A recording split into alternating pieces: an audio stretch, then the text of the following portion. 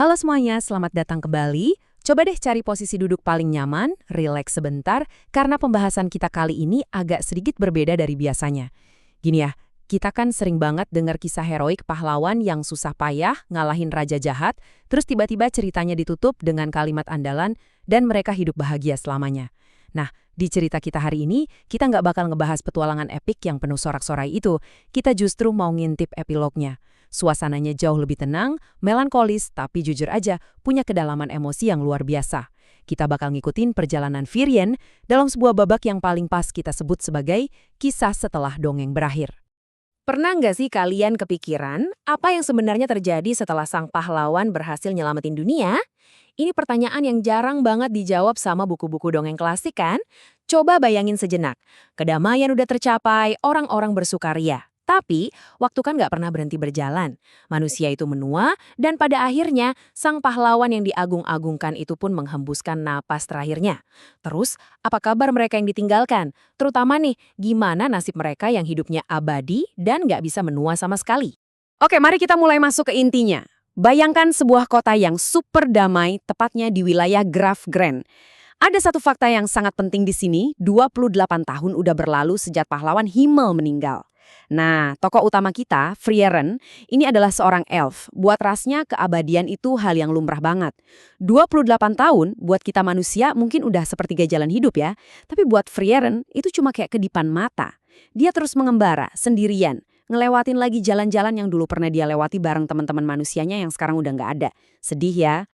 Jadi, kita benar-benar masuk ke fase setelah akhir dari sebuah dongeng. Dan jujur cara Frieren ngelihat dunia itu unik banget, sekaligus agak bikin patah hati. Biar lebih kebayang, coba kita hitung-hitungan sedikit. Frieren ini umurnya udah ribuan tahun. Petualangan dia bareng Himmel buat ngalahin Raja Iblis itu cuma makan waktu 10 tahun. 10 tahun doang dari ribuan tahun hidupnya. Itu literally nggak sampai 1% dari total umurnya sejauh ini. Tapi ironisnya, pecahan waktu yang sekecil itu justru berhasil ngeruntuhin tembok emosi Frieren yang tadinya sedingin es. Momen 10 tahun itu ngubah perasaannya selamanya dan ninggalin penyesalan besar karena dia merasa kurang berusaha buat benar-benar mengenal teman-teman manusianya pas mereka masih hidup.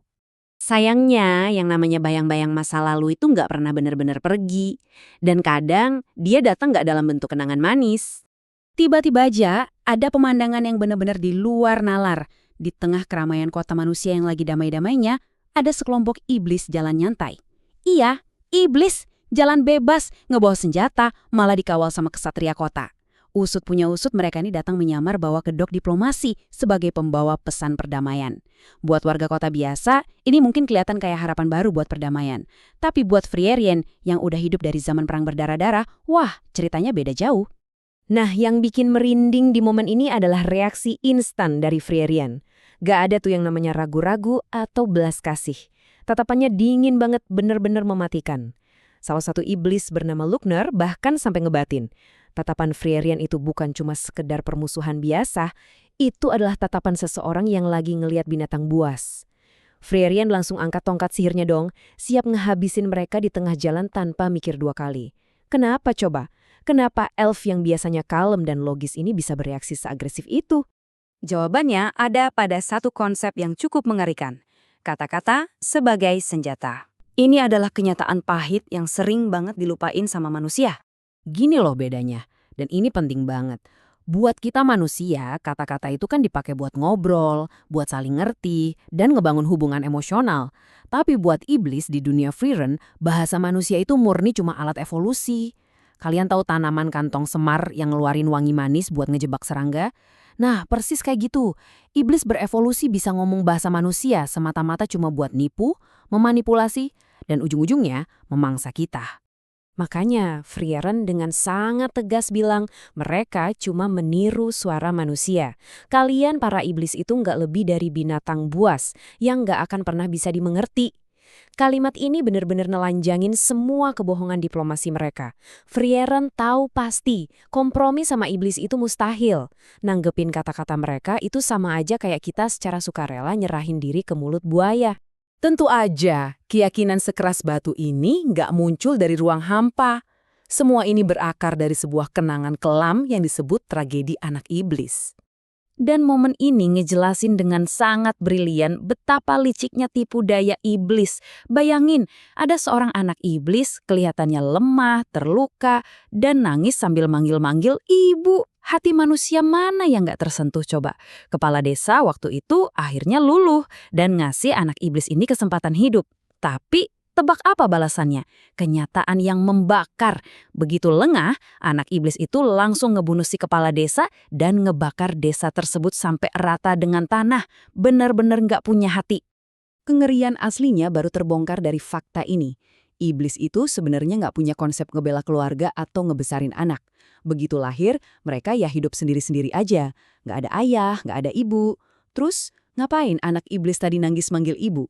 Karena insting predatornya ngasih tahu kalau kata ibu itu semacam sihir ampuh buat menghentikan pedang manusia.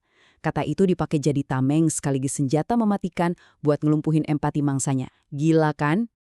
Dari tragedi itulah lahir keabadian dan penyesalan yang mendalam. Kebaikan hati manusia malah dipakai buat ngehancurin manusia itu sendiri. Langit serasa runtuh buat pahlawan Himmel. Sebagai simbol keadilan, dialah yang paling hancur melihat kejadian itu. Padahal Frieren udah ngingetin dari awal kalau mereka bakal nyesal kalau nggak ngebunuh iblis itu pas masih ketangkep. Dan bener aja, Himmel menanggung rasa bersalah yang luar biasa. Belas kasih palsu itu berujung petaka. Dan tahu nggak, bekas luka penyesalan Himmel itulah yang terus dijaga dan dibawa-bawa sama Frieren puluhan tahun setelah sang pahlawan beristirahat dengan tenang. Jadi, rentetan masa lalu itu ngebawa kita balik ke masa kini. Gara-gara nyerang utusan diplomasi iblis tadi, Frieren sekarang malah berakhir duduk nyantai di dalam sel penjara kota manusia. Dia dijauhi bahkan ditakuti sama orang-orang yang justru lagi berusaha dia lindungi. Tapi Frieren nggak peduli. Dari balik jeruji besi itu, tatapannya tetap tajam dan waspada. Di saat manusia gampang banget dibuai sama ilusi perdamaian, Frieren jadi satu-satunya sosok yang ingat masa lalu dan bisa ngelihat wujud asli monster yang lagi berdiri di depan mereka. Perjalanan Frieren ini pada akhirnya adalah cerita tentang memori. Tentang gimana pelajaran pahit di masa lalu jadi jangkar penahan di tengah lautan waktu yang gak ada habisnya.